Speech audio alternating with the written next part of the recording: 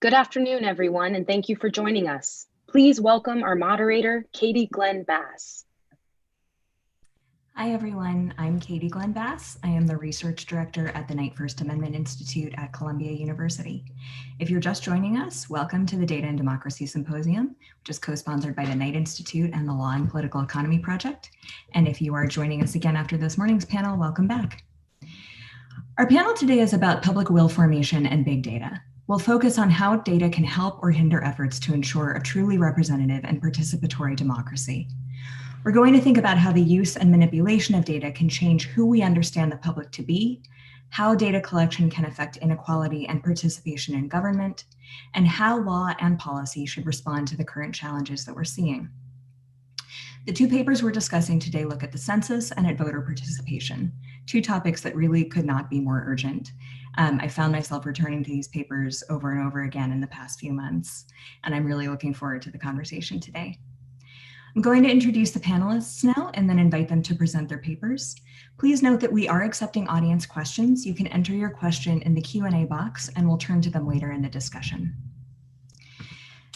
So for our panelists, we have Danah Boyd, who is a partner researcher at Microsoft Research and president of Data and Society, as well as Dan Bouk, who is associate professor of history at Colgate University. They have co-authored a paper called Democracy's Data Infrastructure, the Entanglement of Politics and Science.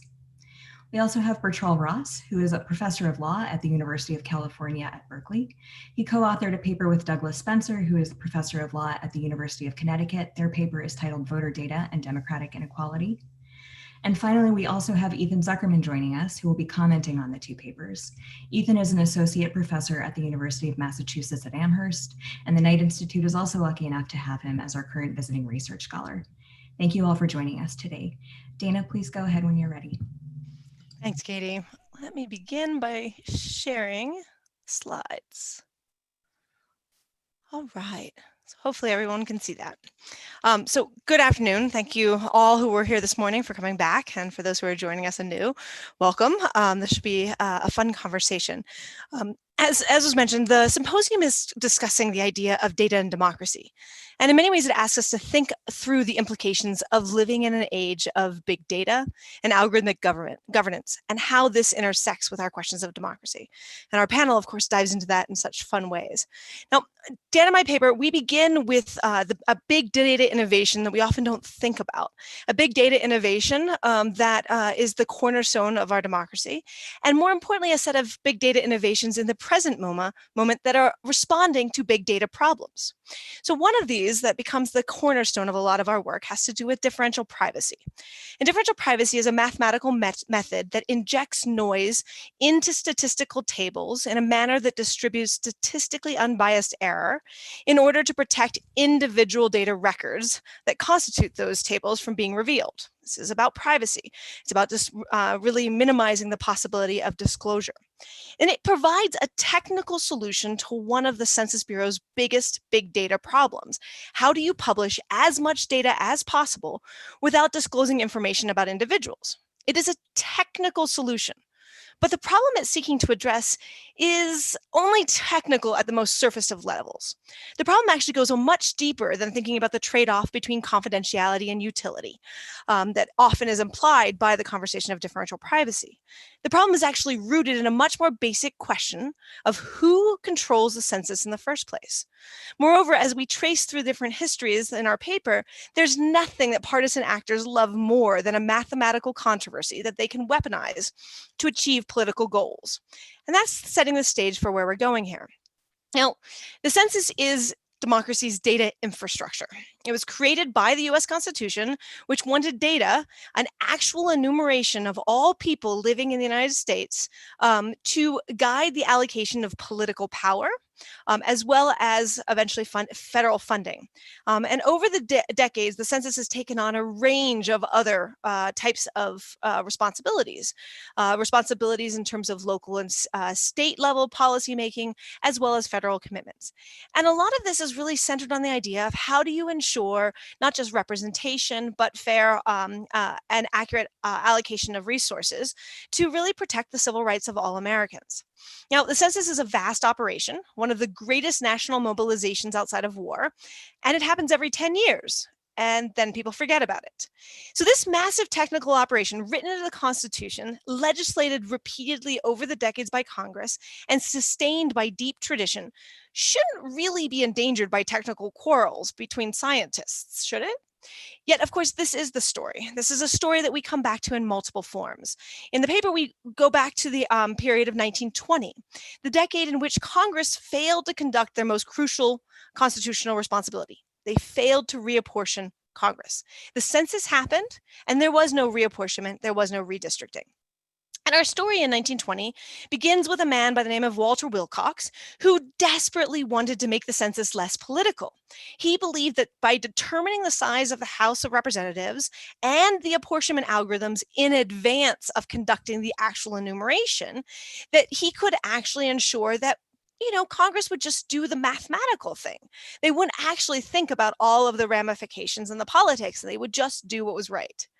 So until then, keep in mind that Congress tended to change its apportionment algorithm. Didn't really know how to deal with fractions per se.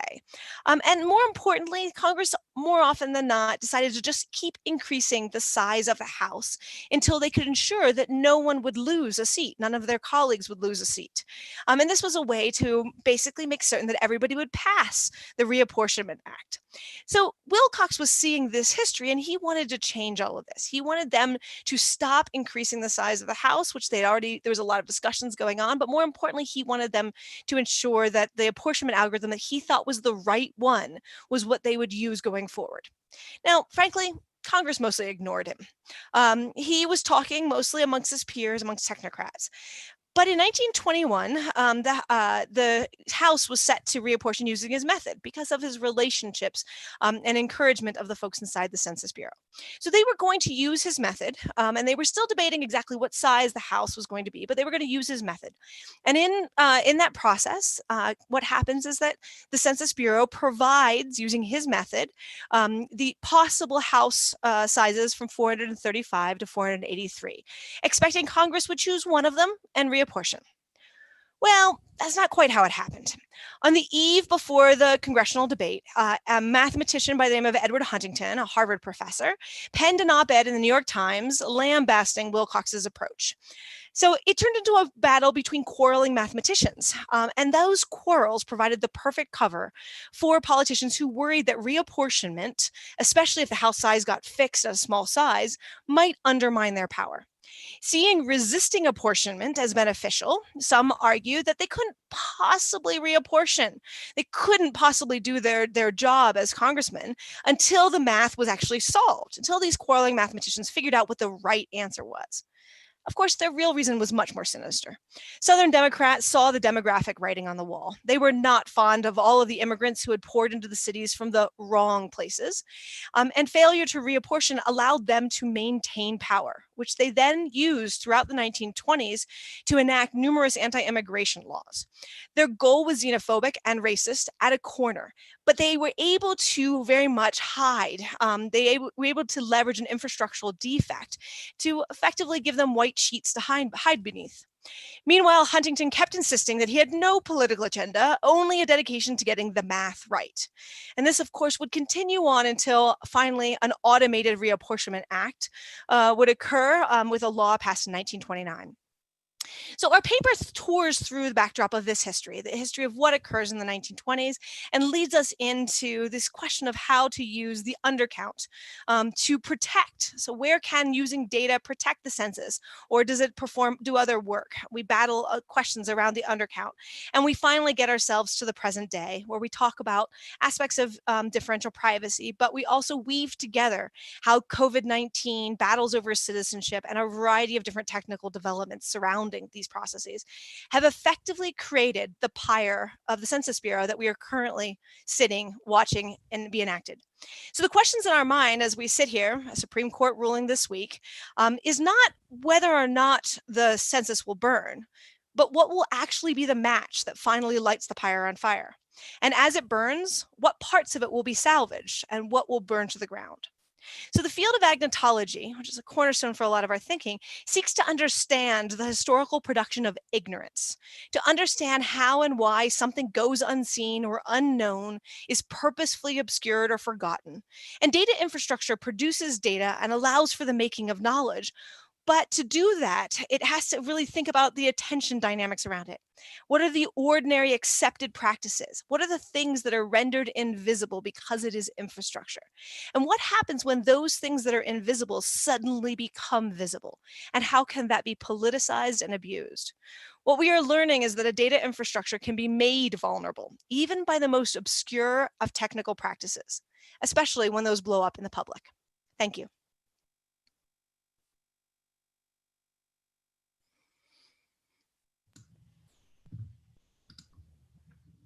Thank you, Dana. That was great. I appreciated the visuals. We're only 10 minutes into this discussion and we're already in dumpster fire territory. Always good. I will say I never would have imagined that I could have thought of a paper on the census as gripping, but this one really is, and I've thought of it over and over in the past few months.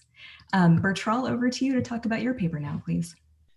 Great, thank you, Katy, and thank you, Dana and Dan and Ethan for the opportunity to be on a panel with you, and to the Knight Institute for the invitation.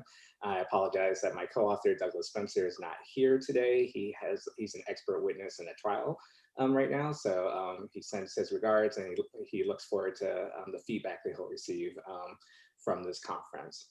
So we have dedicated a major part of our scholarly agenda to thinking about how law can be used as a tool to redress economic and political inequality. In the United States, we have reached disconcertingly extreme levels of economic inequality. And a crucial puzzle that lies at the heart of our scholarship arises from the median voter theorem applied to redistribution. It raises the question, why don't poor voters simply use their political numbers to secure greater redistribution through voting? So according to the median voter theorem, democracy should function as a check on rising economic inequality. When the median person in a state has an income below the mean income in that state, which is what occurs in context of economic inequality, there should be pressure on elected representatives to redistribute. The puzzle from the perspective of the median voter theorem is that in the United States, as the gap between the median and mean income has grown over the past half century, which is an indicator of rising economic inequality, there has been less redistribution through government policy. So why in a democracy in which barriers to voting have gone down over the past half century is economic inequality rising? Our explanation centers on the persistent pattern of non-voting by the poor. Over the past half century, there has been a persistent 30% gap in voting between the wealthiest 20% and the poorest 20% of Americans. The class-based turnout gap shifts the median voter from someone who is considerably below the mean to someone who is only slightly below the mean. And when you add into the calculation the fact that elected officials engage poor voters less because the poor write fewer letters to their representatives, volunteer less on campaigns, and contribute much less to candidates running for office, the median voter that elected officials see is probably someone who has an income at or above the mean. Elected officials therefore feel little pressure to redistribute or attend to the economic interests of the poor. The poor, seeing that politicians are non-responsive to their economic interests, tend not to see their economic interests as relevant to their voting decisions, or choose not to vote at all. And the pressure on politicians to attend to the economic interests of the poor further diminishes in a vicious cycle. How might law be used to break this cycle of political disempowerment of the poor? A key and obvious role that law can play is to facilitate political participation by the poor. Since reducing barriers to voting alone have not diminished the income class-based gap in voting, we argue that we need to shift our understanding of the barriers that the poor face in terms of voting. Our work has been inspired by the pioneering work of political scientists Donald Green and Alan Gerber, who found through a series of natural experiments that when campaigns contact individuals door to door, they increase the odds that an individual will vote by 7 to 10%. This far exceeds the effects of reducing modern barriers to voting, like voter ID laws, on turnout.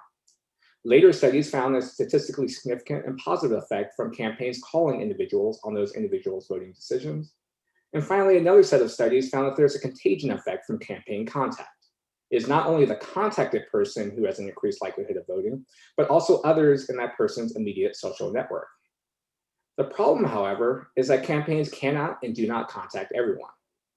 In a prior paper, my co-author Douglas Spencer and I found a significant and rising economic class gap in campaign contact using congressional cooperative election study data. Campaigns contact the wealthy significantly more than the poor.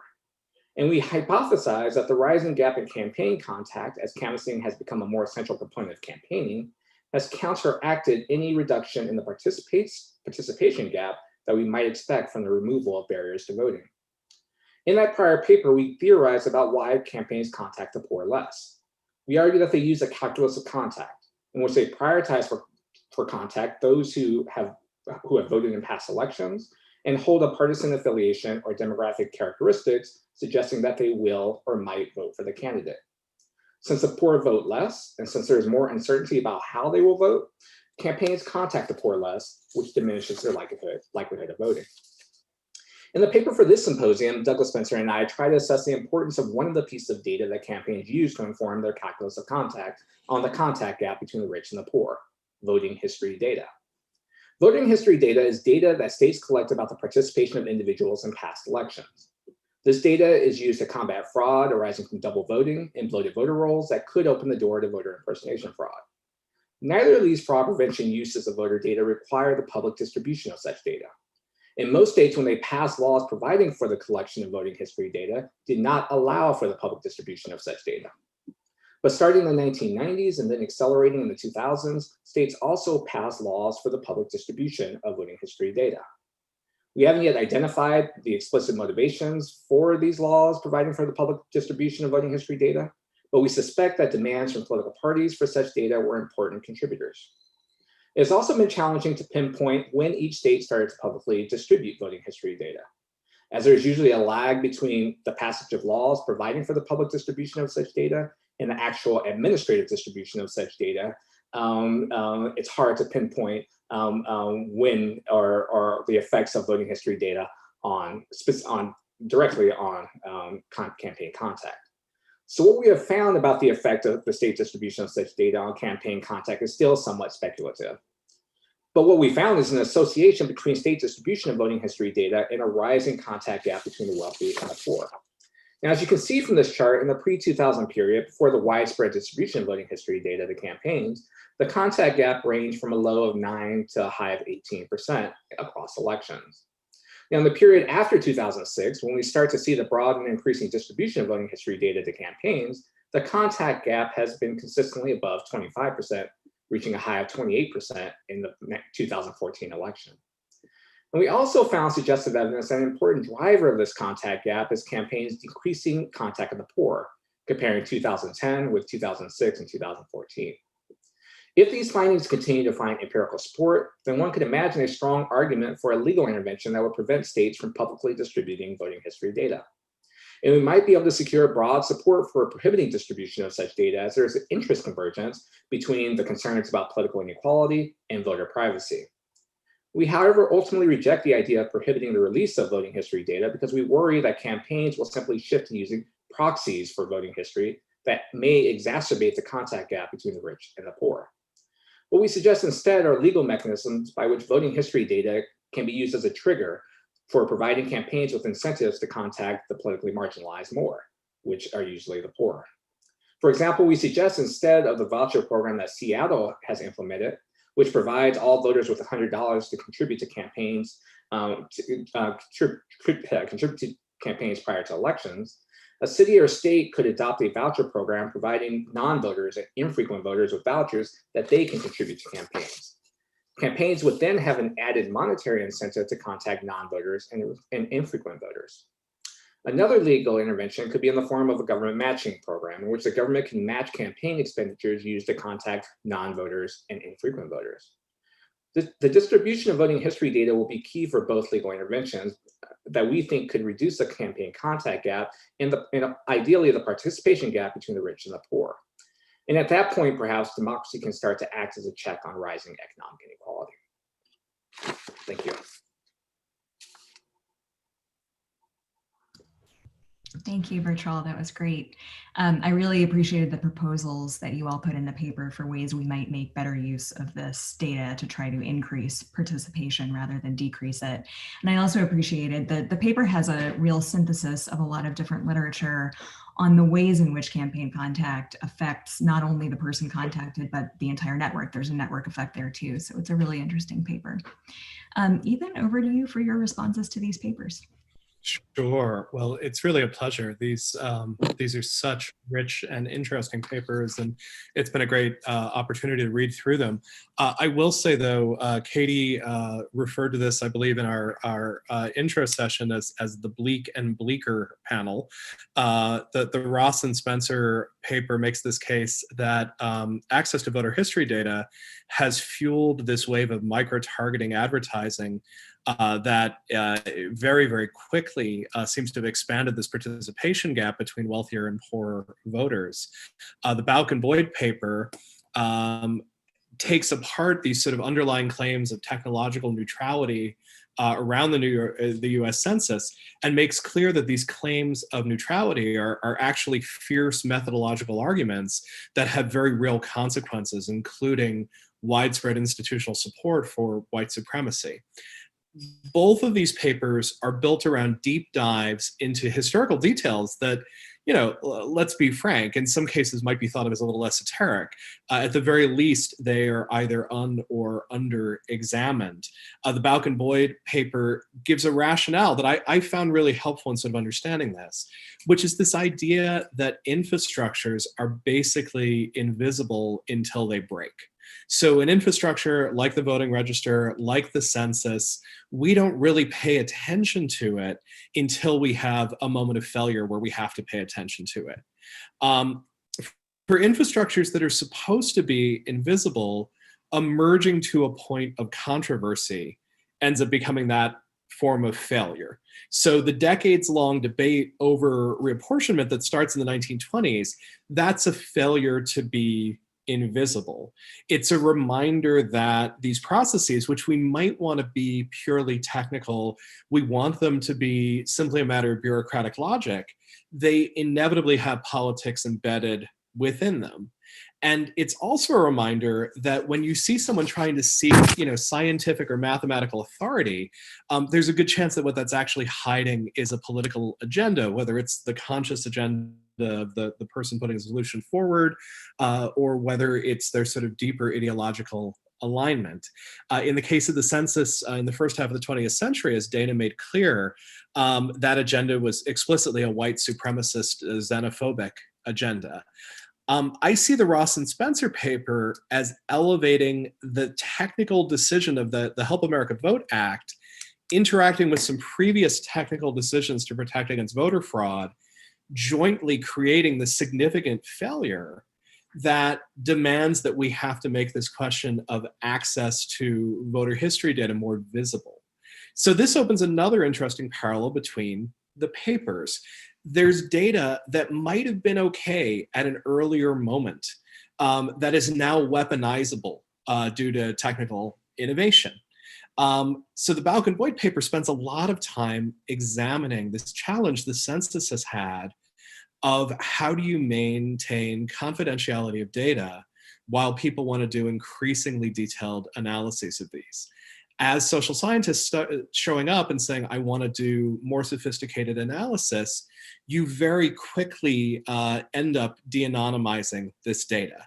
And so instead, you get this sort of arms race of trying to figure out how to release as much data as possible in such ways that it can't be re-identified. And this starts with fairly easily understandable ideas. Let's just get rid of some of the geographic data or the personally identifiable data.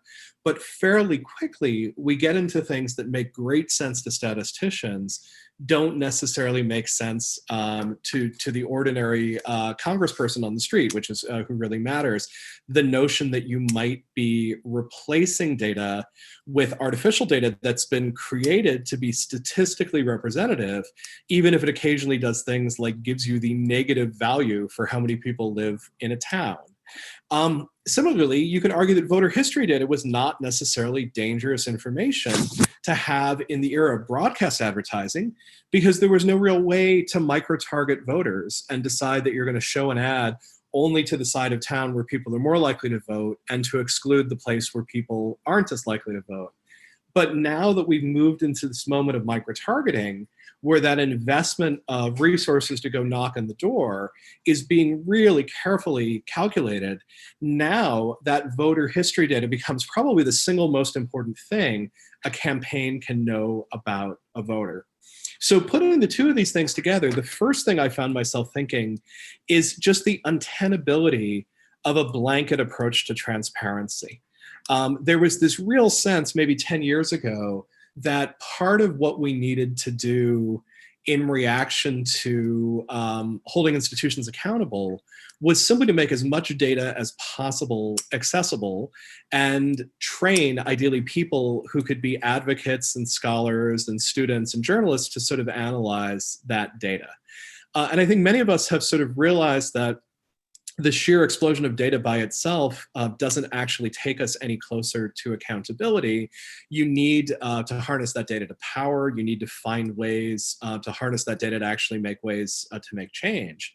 But I think even beyond that, what we're starting to find here is that data, specific pieces of data at large scale, can be incredibly dangerous. And this voter history data becomes this scalpel with which political campaigns, for perfectly rational reasons, can essentially cut off people who have a poor history of voting and thus guarantee that they'll retain a poor history of voting, leading us to the point where there is data that has been collected where we may decide actually it's enormously disadvantageous to us as a populace to release and circulate that data.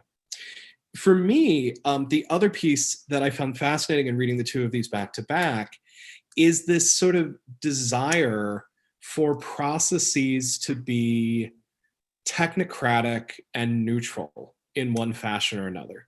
That there is this sort of desperate desire, even going back, to a full century ago, to depoliticize spaces, move away from partisanship and ideology, and be able to sort of say, no, this is the way that we do it. This is just math.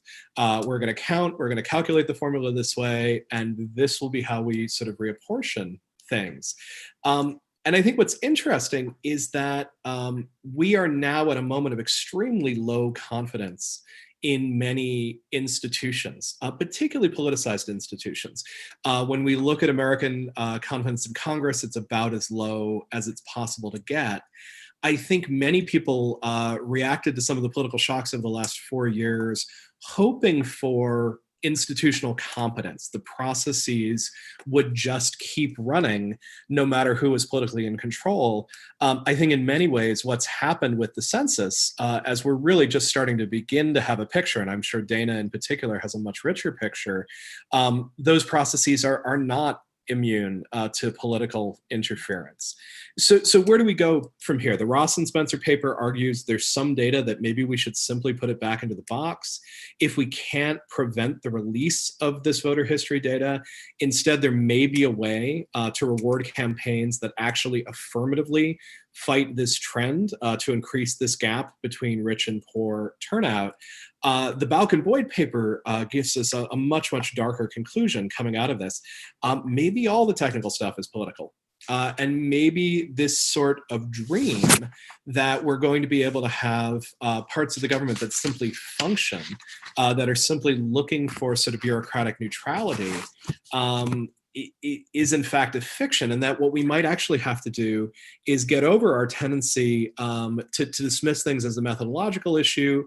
Sometimes those methodological issues are really hiding the deepest and most profound political issues that we desperately need to address.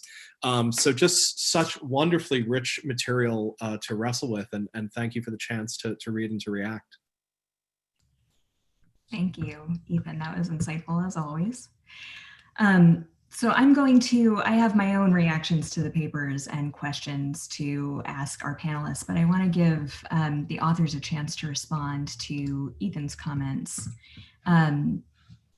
if they have any responses. And then I also want to remind everyone that you can submit questions through the Q&A box in Zoom, and we will make sure we have time for those later in the discussion. Bertrall, danah, Dan, any reactions to Ethan's comments?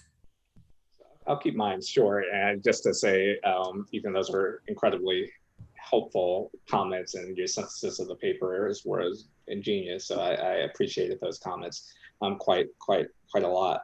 The only thing I'll say is about the transparency point, which kind of sparked in my mind, the kind of asymmetrical nature of the transparency. And it's not asymmetrical in the intentional sense that the government is blocking notice that this information is accessible to a particular group of people in society. It's just that those who tend to benefit the most from this information are going to be the most curious and pushing for this information being made available. So you have campaigns and parties that are working at the legislative level out of view of the public, right? The public doesn't really have a good sense that this data is even available to campaigns or publicly distributed. And so it creates this kind of asymmetry. And when there was an instance in which Utah voters got notice that this information was being made available, there was outrage. And they tried to force the legislature to pass a law that would require that the legislature, in a sense, get permission from the voters to release this information, from each individual voter to release this information. They came to some sort of compromise, making promises about the protection of this data and information. But it just suggests that if this became more within the public realm of knowledge, there might be a more robust discussion and debate about how this information is being released and distributed and how it should perhaps be used. And so, transparency can, serve a function if it is less asymmetrical than it is right now. So that's just kind of one comment on a point that Ethan was making that I found really illuminating. And I'll jump in. Thank you so much, Ethan, for those comments, and thank you, Danah, for having presented for us. I would like to respond to the idea that this is a dark paper. We're maybe ending with a dumpster fire, but the principal claim that even the technocratic is political does not strike me as a dark conclusion, but rather maybe as a really important one for us to get a hold of if we want to be able to actually have good statistical and data infrastructures that are going to work. That it's kind of sticking our fingers in our ears and singing along like it's all just neutrality is going to mean that those people who recognize that in fact there's political actors involved here are going to win and the rest of us are going to lose. So it strikes me as really useful to realize that, like, I like Ethan's point, right, going all the way back to the early 20th century and seeing these data-driven exercises. I think that's a really crucial point, and it speaks to kind of Aziz's paper earlier today as well, that it's not that the automated systems, it's not that the automatic decision criteria, that AIs are actually that new in our governance structures, but rather here we see a moment where Congress handed over a substantial amount of its capacity to judge data to technocrats, and they did it for a reason, for political reasons. And we have to think about how it is and why it is that those political decisions get made in order to be able to then effectively support these systems. And the other thing I would just say is that Ethan highlighted that idea that infrastructures break down. When they break down, they become visible, which of course is Starr and Ruelater's idea. But the thing that we're kind of building from that is that it is important work to make theft invisible. That in fact, any kind of statistical or data system is gonna have to perpetuate invisibility. So agnotology doesn't have to be only the field of studying bad actors propagating ignorance, but that all systems necessarily require some amounts of ignorance in order to allow day-to-day operations to go on. And I'll jump in here. And first, again, thank you, Ethan. I always appreciate your reflections and thoughtful probes and weaving through different things. It's always great to see that.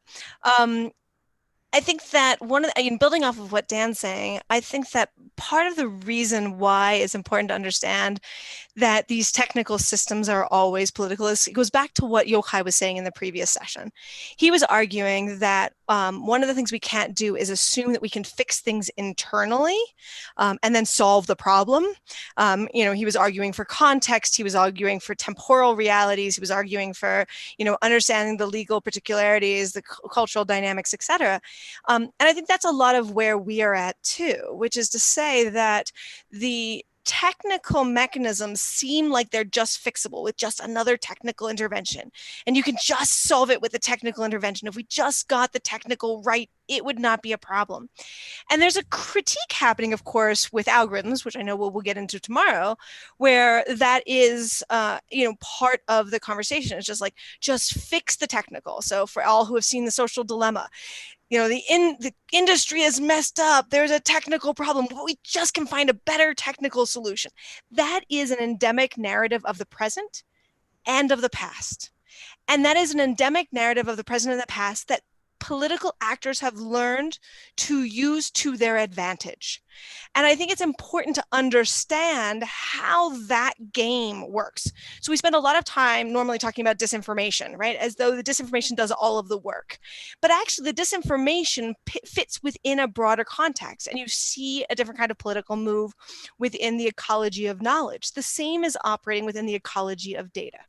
And those manipulations are happening over and over again. But if we don't understand their roots, how they work, if we keep seeing it as a technical problem with a technical solution, we will keep fulfilling the scripts that were set in motion long before this particular political era. And I think that's one of the reasons for me, this also applies, I know many who are listening here are legal scholars, that also applies to legal issues, which is to say that, almost every intervention that is made within a legal process is like, we're just going to find a legal fix to this problem. And why did it create this other problem over here? And that is realizing that there is no intervention that is the fix. It is a constant evolving process by which this will repeat itself throughout our histories. And so rather than saying, here's the legal solution, here's the technical solution, say, okay, we're going to nudge it in this direction. And then what's it going to do? And how do we make sure we can see what's going to happen? I think maybe just a brief response to that, and I know that we're going to want to open up to questions. Danah, I think in invoking Yochai and the sort of question of context and sort of understanding that, the one technical fix avoids this larger context, that, there's always ways in which the methodological is always fraught, it's always fought over, there's always sort of politics buried within it. I think another piece of context that's very worth considering at the moment is this moment of extreme mistrust, extreme partisanship, and a sense that some very basic systems could be failing. And I'm going to defend my darker comment by arguing that I think part of what's so challenging about these papers is that they look at systems that feel like they should just work. Right? It feels like we should be able to understand how our voter information is handled, and that if it's going to be handled, it's handled in a way that is good to increase voting and democracy, not one that is actively bad for it. It feels like it's a lot to ask us not just to step up and participate in the census, but now to really interrogate the deep battles about differential privacy and whether that's favoring one or the other, or the ways in which the census has a long history of disenfranchising Black and Brown voters, the ways in which the 2020 census is likely systemically undercounting immigrants of all sorts. So I think what's hard about this is just at a moment where everything seems politicized, one of the points of these papers seems to be that no matter how bureaucratic, no matter how expert, no matter how technical a system, there's almost certainly some sort of a political argument in there if we sort of pull it apart and look closely enough. And I guess there, my question is more, again, about the context. If we're at a point where everything has the possibility of being that bloody battle, when does sort of useful obscurity come into there? Do we have to understand every one of the details about every one of these processes because they are political and critically important? At some point, does that not in and of itself lead us to a position of paralysis as citizens, where we're just finding ourselves unable to sort of trust our institutions to function the way that we hope that they do? Great. These are all very similar to the thoughts that I had as I was reading these papers. I will note that we're all circling around the work of David Posen, who is a legal scholar at Columbia, who writes about transparency and the ways in which it has been weaponized in some ways in order to undermine trust in institutions, and sort of some of these same concerns we're having about whether too much transparency just makes everybody feel worse about the whole thing. But another thing about sort of the inherent politics of all of this, Danah and Dan, this is something that stuck out for me in your paper, and I think is actually resonant for all of our symposium discussions. And I'm wondering if you can expand on this. You write, census data are made, and so are their metrics of success. And I'm wondering if you can expand on that a little bit. Made by whom? Made as opposed to what? Who gets to decide and be a part of those decisions? Dan, do you want to go backwards and I'll go forwards? Right, I get the past. So one way of thinking about how census data are made is, again, this question about visibility, about what it is we can see and what we can't see. If you want to read about the census, the thing you're most likely to read in scholarship is about race categories. And there's a good reason for that. It's because the race categories have been with the census since the very beginning, and they've had extraordinary power and influence. And shaped a lot of people's lives.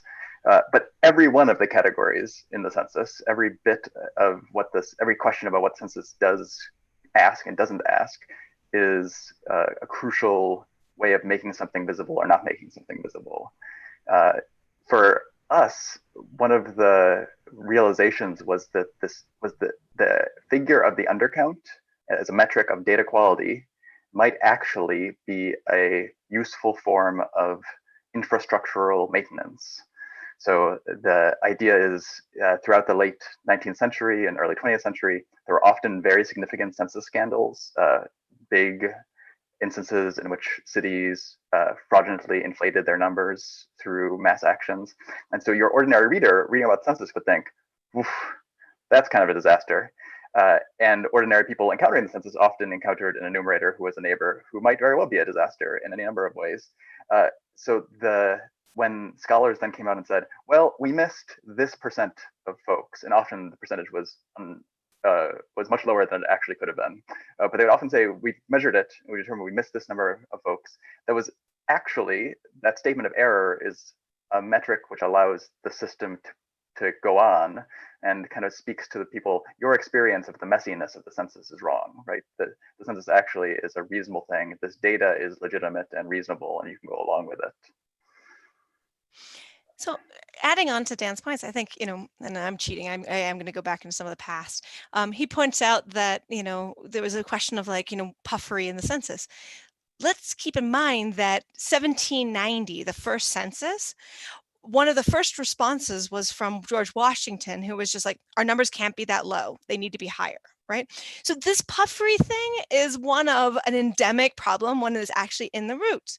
And so what's interesting is how these questions that we think about intersect with that. So I'm particularly sort of fascinated by the evolution of other questions, such as the household relationship questions, right? Who are you and how do you relate?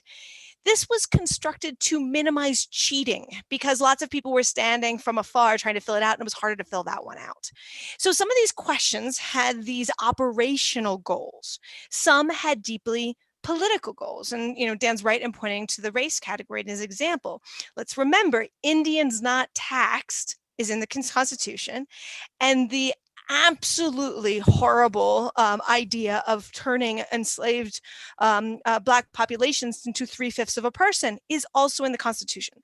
These were to be enacted by census, and in order to be enacted by census, people needed to be categorized in particular ways, and that's why this this constant fight over the data matters. And of course, the interesting thing is the ways in which, to your question, people try to turn that. And one of those turns is the 1964 Voting Rights Act, right? Which is to say, okay, Now you're going to have all this data, and you're going to ensure people are collected and categorized. And by the way, yeah, you're undercounting all these different populations. But now we're going to turn this on the head and say we need that data in order to ensure that first Black populations, and eventually we would talk about it more generally, have an opportunity to be represented in the construction of a political apportionment structure, redistricting in particular. This would also create all these conversations about the block grants, right? Which is the question of who got to be counted in what ways in order to ensure that we would have the ability to distribute federal funding in a particular way. But it also meant these other modes of things that we now think are useful that actually have sordid and horrible histories. In fact, that would be basically the basic story of all things census. One of those is the idea of the block level geography. This was about anti-immigration sentiment in New York City. Like, that's a lot of its roots. And so Dan's been tracing a lot of those roots. And I say this because now you look at the present and who gets to be involved in the making of the data, who gets to be involved in the construction of the project that is the census. And this is, of course, contested. This is about different kinds of stakeholders. This is about a now professionalized, because it wasn't historically professionalized, Census Bureau. This is about a shift in the idea of where patronage jobs came. So historically, you paid people of your political party to go and do the enumeration. Now we just pay off contractors and consultants as part of that process. So patronage has shifted. So these are these moments where these makings of the operations and the makings of the system are all implicated in the makings of the data. And that's going to lead us to the point where we have something called data that indeed will be delivered on some date to a public for decisions. And then there's going to be another round of this. How do we believe the data? Do we understand the data to be meaningful? Is it fit for use? And that's the rhetoric you will often hear: fit for purpose, fit for use. What does that even mean? What is a quality benchmark? Who knows? Like, all of that contestation will go into the making of the data, because it's not just about the data, but it's the perception of that data. Great, thank you. Bertrall, this question of how data are made came up in a different way for me when I was reading your paper, because it struck me that these files we have on who's voted, it may seem at first like it's a pretty simple question and answer. You either did or didn't vote in the past 2 presidential elections, or whatever kind of file you're keeping. But as I thought about this in the context of the voter suppression efforts that we're seeing right now, I thought about the layers of subtext that might be in that data too, where the record says you didn't vote in the past 2 elections, but you wanted to vote, but you couldn't get the time off work, or you were turned away because you didn't have ID and you vote in a state with a voter ID law, or the polling place was too far away from your house, or you were intimidated, and so on and so forth. And all of that is potentially in there, as well as just people who weren't engaged by a campaign or engaged by the process. And I know your paper looks at some of these legal barriers to voting. You've cited some really interesting studies that efforts trying to make registration easier for voters haven't really improved participation rates among the poor. But it seems to me like there's a lot of other things that are mixed up in that, in addition to the problem of campaigns not contacting these voters. So I'm just wondering about your thoughts on that. Yeah, I mean, it's an important point that you raised in terms of how voter suppression efforts interact with this contact gap that is contributing to this turnout gap between the rich and the poor. So we've actually been discussing this with respect to this election in particular, but it's also applicable to past elections. When you think about sort of this election as shifting to absentee voting as the primary vehicle of voting, and you have these requirements that many individuals are learning and trying to understand, and they are being changed and adjusted on the fly based on challenges to different voting procedures, you're going to have thousands, hundreds of thousands potentially of votes that are not going to be counted. Their ballots are not going to be counted in that particular election. And we might see, given the intensity of interest in this particular election, a whole bunch of new voters who want to register their voice in this election. And if those end up being the individuals that are primarily disfranchised by particular rules, such as failure to sign the ballot or failure to include a sleeve into an envelope, then they're going to be on the list. Even some states create inactive voter lists in which they have a list of people that haven't voted in past elections, or they're going to be on a list of people that just haven't, that are understood to not have participated in the past. And so that can reinforce the very problems that we're identifying, to the extent that we're relying so much on this voting history data. Those who actually make an active effort to vote and are denied that opportunity because of a particular requirement are going to be further harmed by the fact that they're going to be less likely to be contacted by campaigns. And it's that sort of connection between the two is important to recognize. And it also connects to other aspects of voter suppression that raise the cost of voting. So folks can point out, and it's been pointed out in the Q&A, that we could make voting or election day a holiday so that people do not have to take off work. And we know that lower income individuals are more vulnerable to the fact that they cannot take off work during an election day. And that particular consequence alone can then reinforce, if they're not able to take that time off, the idea that they are non-participants in the political system, and therefore they're not worthy of being contacted. And this kind of bronze out to the group level.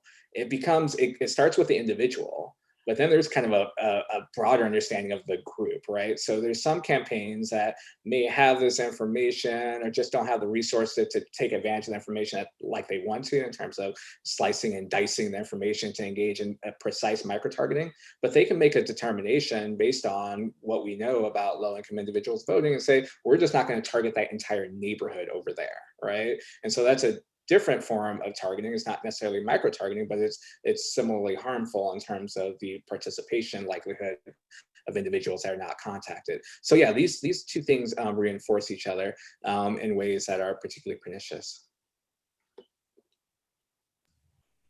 Great, thank you.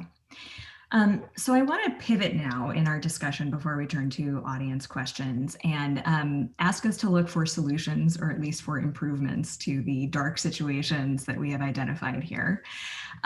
What roles do we see for policy, for law, for technology in these issues that we've just sketched out? Can we envision a shift in any of those areas that would help us solve, or at least ameliorate, some of these issues? Danah? Sure, I'll jump in. I think the place to think about this, to what end, right? So am I trying to fix the census as an object, or am I trying to fix the processes of apportionment and redistricting, or possibly federal funding formulas? These are all interconnected, and depending on what we put in the center, we start having different kinds of orientations. So, I'll pick on one. If I'm thinking about federal funding formulas, I actually want to think about how you might divorce the decennial process which is required by constitutional mandate, from a process of thinking about how to evolve every year updates to the base of data that is necessary to get there, right? Usually referred to as population estimates and the American Community Survey, right? There's ways of addressing that technically. They require funding, they require, different kinds of support and encouragement. They require, they can happen by mandate through all sorts of congressional moves, and they can actually still very much even happen this decade. And there's a combination of technical and political kinds of intervention. If I'm talking about apportionment, and I'm talking about it on, what date are we at? We're at October 15th, on data that's going to be delivered in theory on December 31st, in the middle of a year of a pandemic, with a big political brouhaha. I'm going to hold my breath. So this is where it's also a question of time. There's a lot of conversations, and maybe Dan, how would we fix apportionment for this year? Thank you, Danah. So unless there are any 90-year-olds on this call, which is possible, most of us, or all of us, have never lived outside of an automatic apportionment system. So for our entire lives, the census produces state population totals.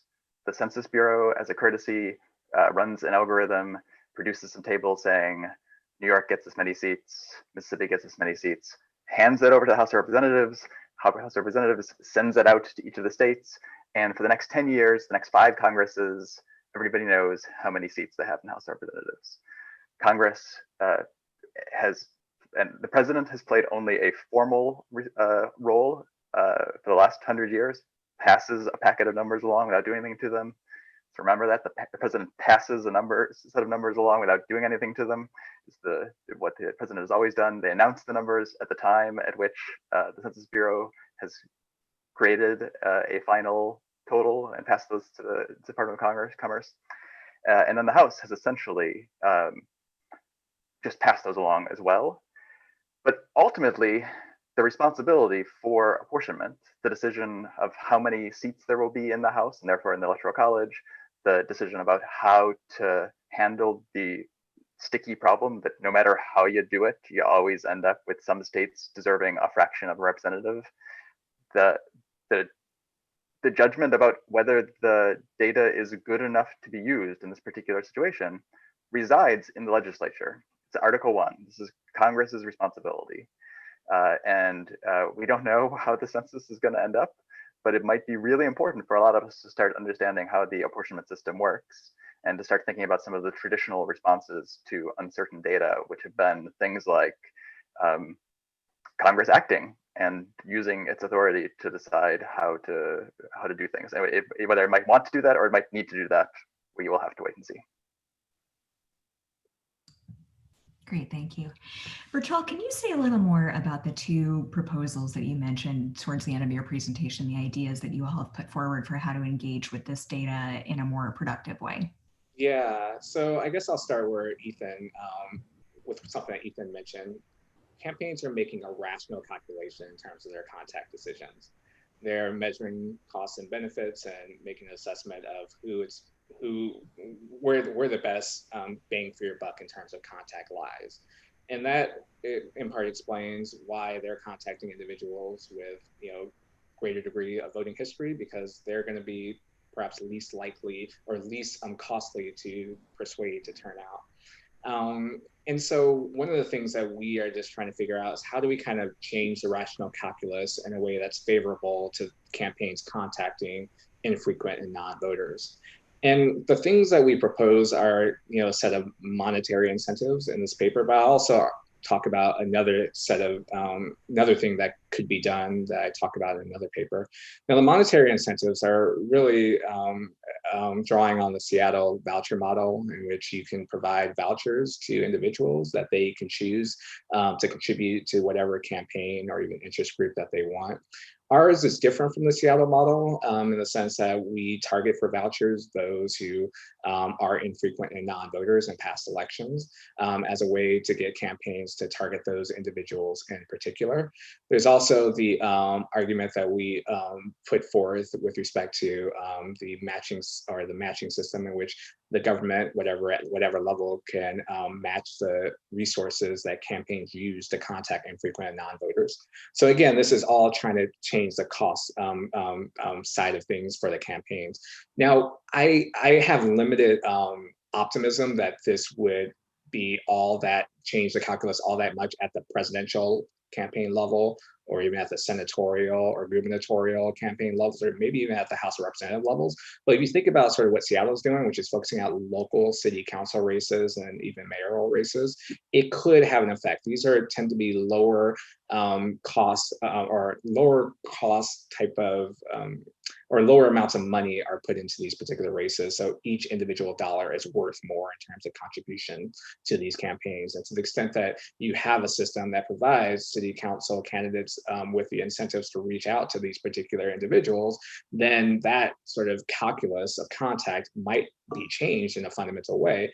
And what studies have shown is that if you could get people voting in local elections, they're likely to vote up the chain. They're likely to vote at the state level and at the national level as well. So wherever the intervention is, if you could get them to the polls, then it increases the likelihood that they will turn out to vote. So that's kind of what we're thinking about. But on the non-cost side, another thing we've thought about is, well, maybe it's better to give more information to campaigns about these individuals, because part of the reason why they're not contacting these individuals is because they don't have a voting history, so it seems more costly to turn them out. But there's also a lot of uncertainty about how they might vote that diminishes their willingness to contact these individuals.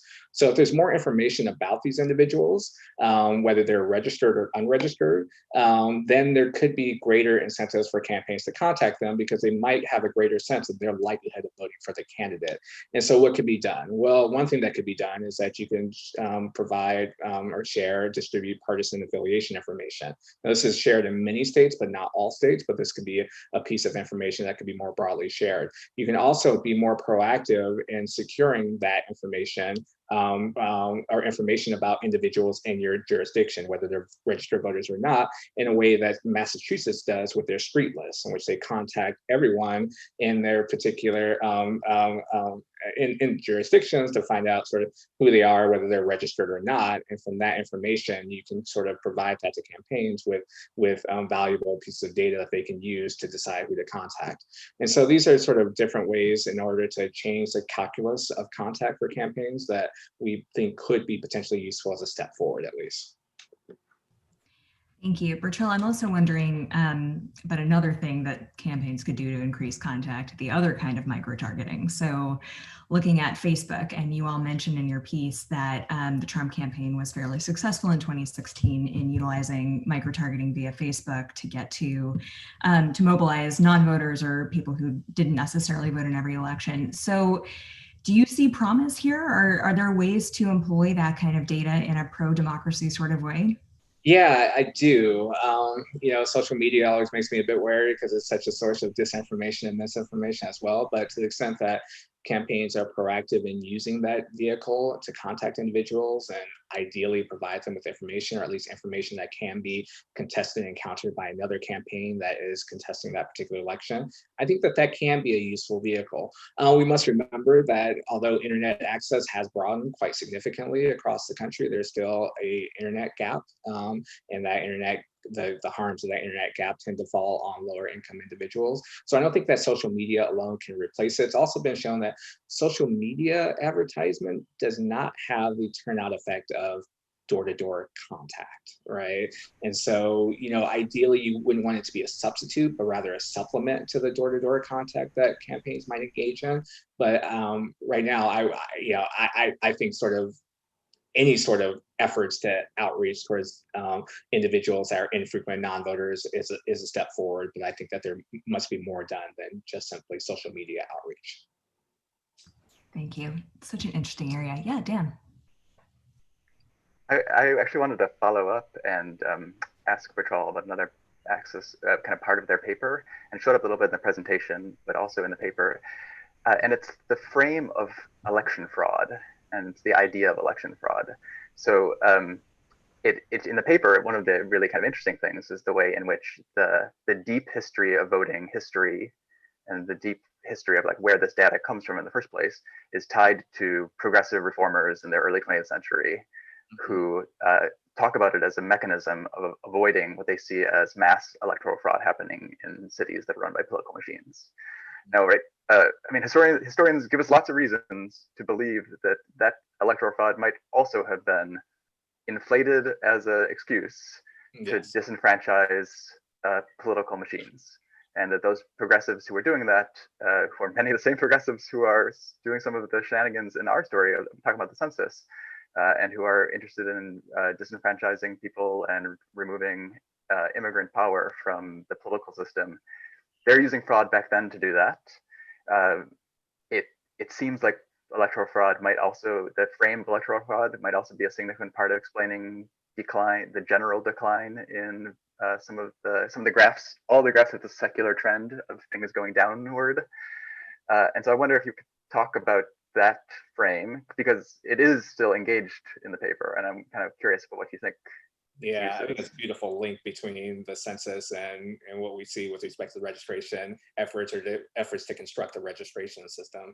Both were designed by progressive reformers to address sort of different forms of fraud, but at least in the voting case and the census case was to sort of provide for an accurate count of individuals and such. And I think that that kind of pushback against immigrants and machines was certainly a critical pivotal part of it, right? Even the pivotal actor who was responsible for advocating for these registration reforms, right, had fraud at the forefront without, if you look deeply in the reports, much evidence of the depth of fraud and how it was occurring and what problems it was creating in terms of our system of governance. And so you see after these reforms, of course, a decline in turnout, right? Our highest forms of turnout are 1900, where we have 73% of individuals of voting age voting in that particular presidential election. We have not come close to 70% since then, right? And this is right after, it correlates with the progressive era that we see. And so I think fraud is kind of the story that's being told here with respect to these particular efforts. And even when you look at the National Voter Registration Act, right, it continues to be a part of the story. And the main reason why this data is relevant in the current context is because there's belief within at least some of the supporters of the National Voting Registration Act that we need to keep this voting history data so we could purge voter rolls, right? So we can ensure that individuals are not on the rolls that shouldn't be for the ostensible purpose of addressing different forms of fraud. But again, in 1993, the evidence is even weaker, if it can be, than it was when you're constructing these registration systems in the early parts of the 20th century. And so we tried in the paper sort of take serious that concern about fraud, but there's a lot that can be said that undercuts those notions of fraud that suggests that this information is not particularly relevant at all towards the practice towards the thing that you're trying to address, because the thing you're trying to address is just not a major problem, or it's a very rare instance in which you'll see these forms of fraud occurring that the voter roll purges for which this information is provided is designed to combat. And so, yeah, it's kind of interesting to see sort of that type of connection being built in there, and how it's shifted in terms of the partisan direction in which progressive reformers, I don't know, the label is the same, but I guess the orientation might be a little bit different when it becomes the voting and inclusion, has adjusted. But it's important to even note with respect to National Voter Registration Act, on another part of it with respect to making registration easier, there's a lot of Democratic opposition to that, because there's a desire to maintain the status quo in terms of who could vote in elections, because that status quo got them elected, right? So why change that up? And so it wasn't just kind of Republican efforts behind, adding these brakes on the National Voter Registration Act that included sort of voter roll purges and stuff like that. There's kind of a bipartisan aspect to it as well that's important to remember. Yeah, I'd love to jump into this, because I think one of the things I think is so interesting about a concept like fraud is that it's not just a technical metric, right? The very act of did people who weren't supposed to by any definition do X? But it is also in many ways a manifestation of a set of political fears and a frame that does political work on its own. And it's one of the things that, living in the present of the census has been a really fascinating moment to watch this go through. As I'm sure you're aware, our current political establishment loves to parlay the idea of fraud as the most serious thing of all things. And that is true for both the questions of voting and the questions of census participation. And so a lot of work was done over the last year, not just from the Census Bureau itself to try to make certain that they could keep their fingers in tracking anything that might give an air of possible fraud from a technical perspective, but also amongst a whole network of civil rights groups who wanted to ensure that narrative of fraud was not itself a form of puffery that turned into a media narrative. And so one of the things that I struggle with when we deal with this, I think you rightly point out, it's was there really much fraud? Probably not, in all sorts of different issues and all sorts of different times of history. But did the concept or fear or anxiety of fraud mobilize technical interventions? Absolutely. They mobilized, certainly in the census case, they mobilized interventions about questions being asked. They mobilized processes and procedures of evaluation. And I'm guessing the same holds true within a lot of questions of voting as well, is that actually, actually, I know in the present, like there's all these laws being proposed, right? Well, if we just have this law, will prevent fraud. But how, Bertrall, are you thinking about that relationship between the public framing and the political work and the like very spectacle making around fraud versus like what it means to deal with it from a much more technical place? Absolutely. And that's why we were trying to get at with this particular paper in terms of the fraud that you'd be able to mobilize fraud as a vehicle to advance a whole host of policies designed to protect the integrity of our elections, whether necessary or not. In many cases, they seem much less necessary. But then we take it seriously. If voter impersonation fraud is what you're trying to get at, right? And you already have this vehicle by which you can sort of keep information and purge voter rolls, right? Then where's the question of, okay, well, what's the utility of voter ID laws on the front end? Or on the alternative, right? If you have voter ID laws on the front end, well, what do you need to keep this sort of purge voter rolls for, right? Because they have to show their ID, so it doesn't really matter that there are really extra people on the voter rolls because they wouldn't be able to show voter IDs if they're dead, right? If you're worried about dead people voting or whatnot. And so, but it's a tough frame to contest because for many people it's very intuitive, it's very appealing, this notion of fraud. It kind of plays into points that you and Ethan and Dan made with respect to this distrust in the system. This widespread distrust in the system has now been mobilized and reinforced by this notion that, yeah, you are right to distrust this system because many people are committing frauds onto the system. And those many people that are committing frauds in the system are undercutting the integrity of elections and they're devaluing your vote. They're devaluing your ability to participate in elections. And that sort of broad influence, it's really challenging to push back on if you don't have more trust in the system. And so I think that if you kind of think about the chicken and the egg problem, right? I feel like somehow you have to build up trust for people to start questioning this fraud narrative. And I just don't know if we're there yet. And I want to build on that very, very quickly. On the one hand, we really want this sort of close examination that you've taken in your paper, Dana and Dan, of the fragilities of these systems and the complexities of making these technical arguments. And, Dan made the comment that it might be time for us really to learn a whole bunch about apportionment. And that's true. And there's, many, many different aspects of sort of the inner workings of democracy that we probably do need to take a very close look at. We tend to look at these things, again, coming back to this idea, we only look when we're in crisis. There was probably more discussion of the Electoral College and the ways in which it fails immediately after Trump's victory in 2016 than there really had been for about a decade before that. The flip side to this is that as we look at the fragilities, the controversies, the ways in which these systems can get highly political, there's the possibility that looking at all of this as a whole makes you sort of throw up your hands and say, this system is broken in so many ways, it's impossible to fix, burn the whole thing down. And so the question sort of becomes, what's that balance between the two? How do we get that ability to look very carefully and critically and look at parts of things that may need to be pulled out and fixed and worked on without losing confidence that the system as a whole is worth salvaging rather than being at the point of creaky to the point of collapse. And that's something that I don't have a clear answer to, but I found it coming back to me in working through both of the papers. I mean, in many ways, that's an existential question of an activist. So I won't go into therapy mode, Ethan.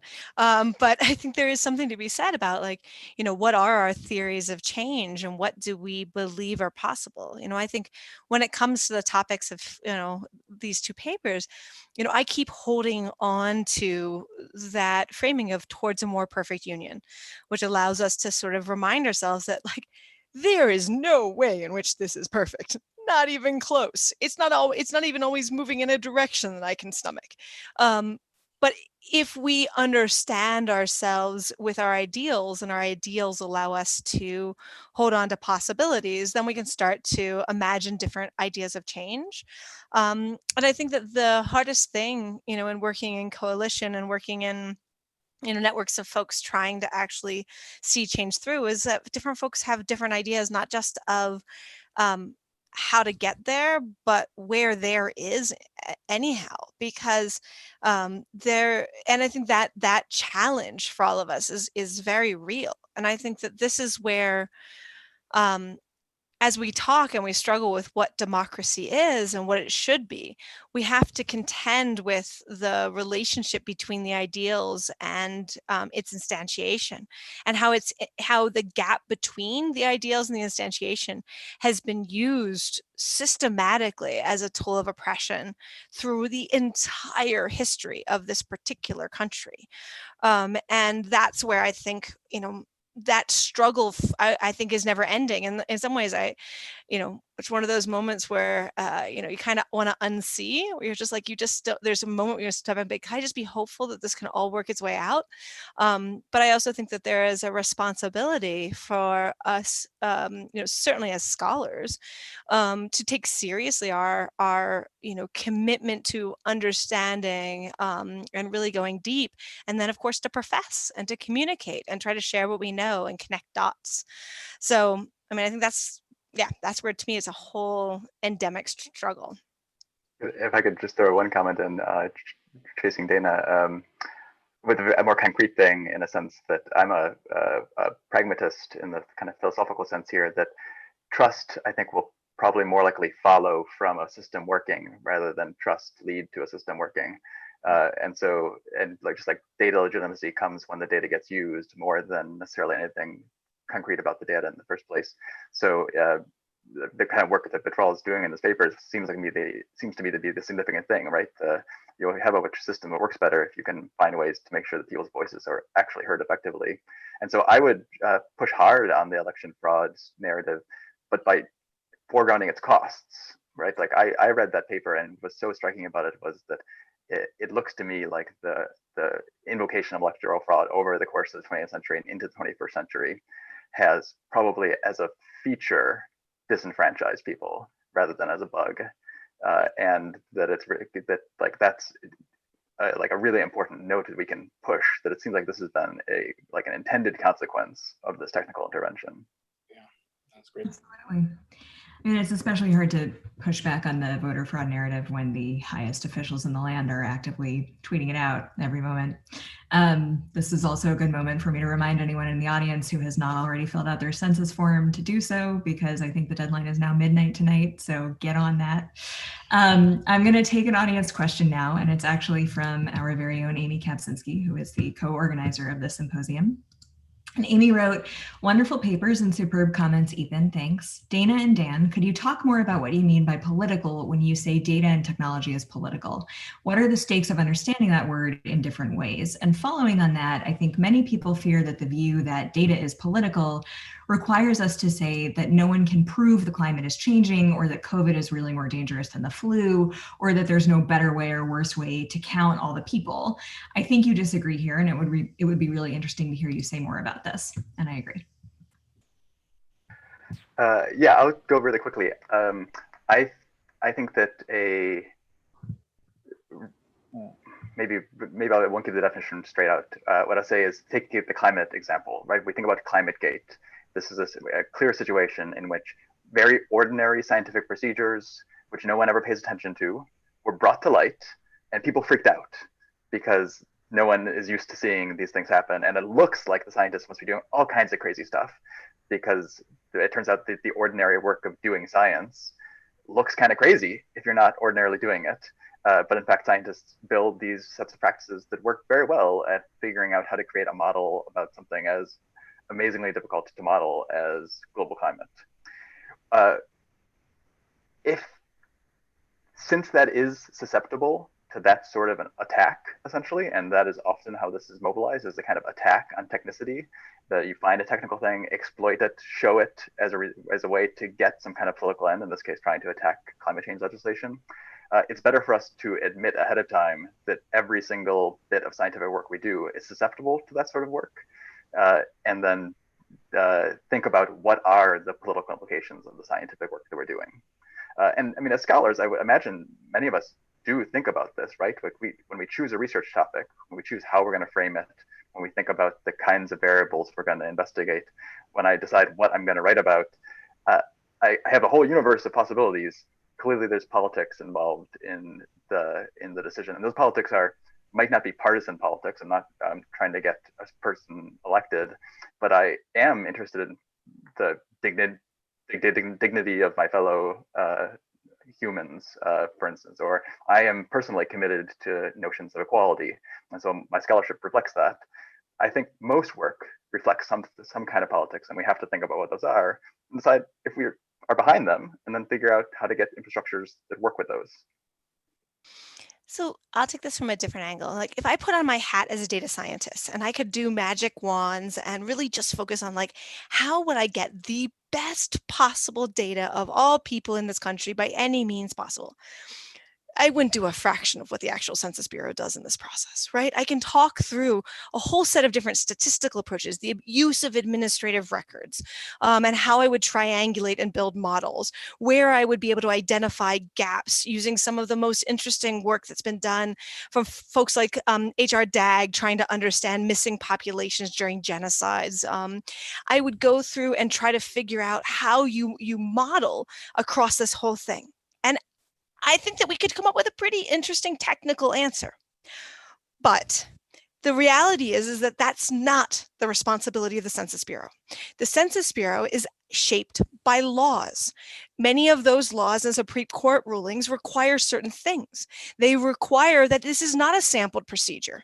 They require that this is a strict enumeration, even if a certain population will be counted better using another procedure. This requires people to self-identify, even when they write swear words all over their census form rather than actually putting information on there. This requires a way of building an operation and getting buy-in that involves different kinds of federal funding. Like we can go into the esoteric details of things like the OMB Directive A76 from 2003, which actually requires the externalization of technical procedures from inside the Bureau to private contractors and consultants, right? And what that means for how that starts to fall apart, and what it means when GAO and OMB and Congress haul everybody in, yelling and screaming that they didn't do it right. This means that the census has to articulate its plans really early in the decade, and the agility that it has to make changes is very limited by a whole set of procedures. This means that all communications are monitored by the Freedom of Information Act, which means that the ways in which communications internal to the Census Bureau and between the Census Bureau and other groups is really constricted. This means that the Census Bureau is a bureau of a federal agency of the executive branch, Commerce. And Commerce gets to say to the Census Bureau, you are not allowed to say anything. I don't care what you say, want to say. All of those things are the making of a political situation. And in this moment, we're dealing with a partisan inflection of that political making. But the whole thing is political, regardless of the particular partisan shop in the White House. And so one of the things that's really difficult is that there's a whole process by which the census is constructed that is not about how to optimize to a technical ideal, because it doesn't get to be divorced from all of these other contexts. And as a result, it is an extremely tightly coupled system, which means that when at midnight in Hawaii time, that data collection stops, we begin an editing process that pre-COVID was supposed to take 5 months, an editing process that they are going to have to reduce to little under 2 months by the time it has to be all said and done. And it means that every step of that way, because each thing gets handed off to the next group, they've got problems that are emerging the whole way. Procurement contracts that ran out, that were not prepared for these dates. They've got different kinds of things about who can hand off and what needs to be delivered to whom. They're having to cut responsibilities and move things around. That in itself creates a vulnerability. And that's one of the reasons why when we talk about political, when the courts are making decisions about how operations should be conducted and the timelines, when Congress is not able to actually enact a law and say, hey, yeah, COVID was a problem, so let's extend the date. All of this means that the politics bubble into the data. And that is going to inflect the data regardless of the best intentions and hardest work of all of those federal statistical employees. Great, thank you. Ethan or Bertrall, any other responses to that? No? Okay. You know, we're almost out of time, and there was a question submitted that I think is actually a perfect way to close, because it's a question but a comment as well, and it was written by Erica, and she says, RE infrastructure being invisible until it breaks or fails, infrastructure failure points occur at different experience points for different groups. Who gets to feel like systems should just work? Who is allowed to even sincerely and deeply entertain that desire? And for whom is it actively harmful because it results in abdication of responsibility? And I think that those are all great points, and they actually really beautifully connect both of these papers, because the problem here is kind of the same. If your body politic is not constituted by everyone in your country, then you will have blind spots to certain failures of infrastructure. They won't get noted as quickly as they should. There won't be any pressure to do anything about it because that representation level has failed. So thank you for that. I think that's a really good point, and I think it actually underscores everything that we just talked about. And thank you all for being here. I'm just going to do a few notes on tomorrow, and then we will say goodbye for the day. Sorry, let me just find them. So we're back tomorrow at noon, and we are going to have a third panel on data, publicity, and public control, followed by a keynote at 1:40 by the great Julia Angwin of the Markup, and then we'll wrap up with our last panel at 2:30. There's a new Zoom link for those sessions tomorrow. It will be emailed to you if you RSVP'd, and if not, you can find it on our website. And thank you to all of our panelists, Danah, Dan, Bertrall, and Ethan. This was a really great conversation. Thank you all for being here, and we'll see you tomorrow.